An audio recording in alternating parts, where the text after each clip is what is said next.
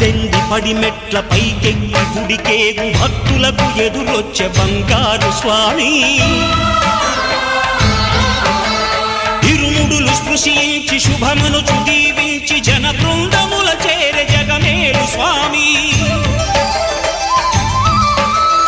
తన భక్తులొనరిల్చు తప్పులకు తడబడి ఒక పక్క ఒరిగెన ఓంకారమూర్తి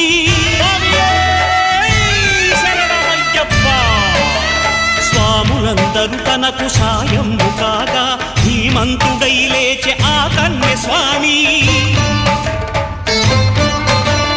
పట్టబంధము వీడి భక్తతతికై